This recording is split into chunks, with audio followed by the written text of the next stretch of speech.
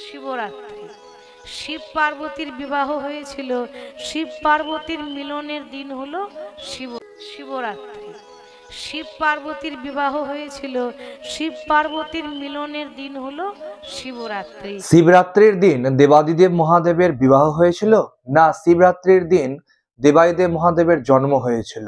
এই প্রশ্নের উত্তর অনেকেই জানেন না, কারণ জানবেন তখনই যখন শিব পুরাণ ভালোভাবে পড়বেন।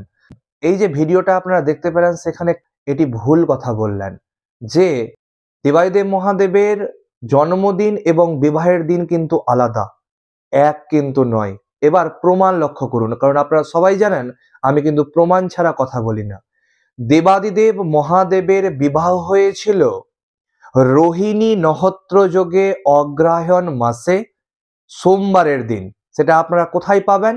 সেটা আপনারা পাবেন শিব পুরাণের রুদ্র সংহিতার পার্বতী খণ্ডের 35 নম্বর অধ্যায়ের 58 থেকে 60 নম্বর শ্লোকের মধ্যে। যাদের বাড়িতে আপনাদের শিব পুরাণ আছে গীতা প্রেসে গোরক্ষপুরের, সেখানে এই 209 নম্বর পৃষ্ঠাতে আপনারা এই কথাটা আপনারা দেখতে পাবেন। আমি স্ক্রিনের মধ্যে প্রমাণ দিয়ে দিলাম, কারণ আপনারা সবাই জানেন আমি স্ক্রিনের মধ্যে প্রমাণ দিয়েই ভিডিও তৈরি করি, যাতে আপনাদের সুবিধা হয় এই প্রমাণগুলো খুঁজতে, এবং যারা আমার এই ভিডিওটা দেখে নতুন করে ভিডিও তৈরি করবেন তাতেও সুবিধা হবে যে আপনারা প্রমাণটা কিন্তু এখান থেকে নিতে পারবেন।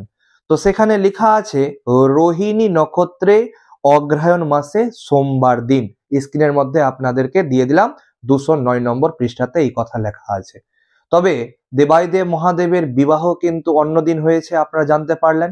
আর তবে দেবাদিদেব মহাদেবের এই শিব চতুর্দশী ব্রত বা শিবরাত্রির ব্রত কেন করা হয়, তার কারণ হচ্ছে এই গীতা প্রেস গোরক্ষপুরের শিব পুরাণ বইয়ে আপনারা 19 নম্বর পৃষ্ঠাতে তার বিবরণ পেয়ে যাবেন। আপনারা স্ক্রিনের মধ্যে লক্ষ্য করুন প্রমাণ, এবং আপনাদেরকে সম্পূর্ণ বুঝিয়ে দিচ্ছি যে একবার বিষ্ণু এবং ব্রহ্মা ভগবানের মধ্যে বিবাদ হয়েছিল।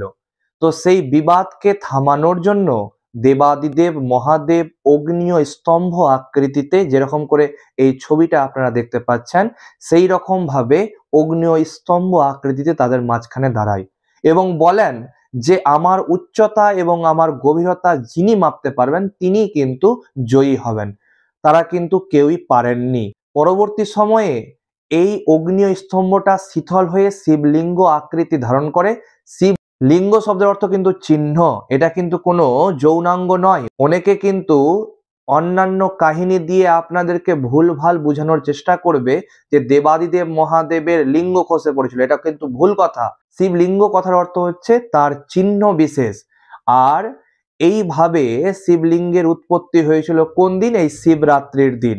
এবং শিব পুরাণের মধ্যে বলা হচ্ছে 1 বছর ধরে নিরন্তর পূজা করলে যে ফল প্রাপ্ত হয়, শুধু শিবরাত্রির দিন পুজো করলে মানুষ তখনই সেই ফল লাভ করে। মানে শিবরাত্রির দিনটা এতটাই আমাদের কাছে গুরুত্বপূর্ণ। অতএব আপনারা ভিডিওটি অনেক বেশি শেয়ার করুন এবং প্রত্যেককে জানতে সাহায্য করুন যে শিবরাত্রির দিন কিন্তু দেবাদিদেব মহাদেবের বিবাহের দিন নয়, এটা হচ্ছে শিবলিঙ্গের উৎপত্তির দিন। আর এই দিন প্রথম পুজো করেছিলেন কারা? ব্রহ্মা এবং বিষ্ণু ভগবান। হর হর মহাদেব।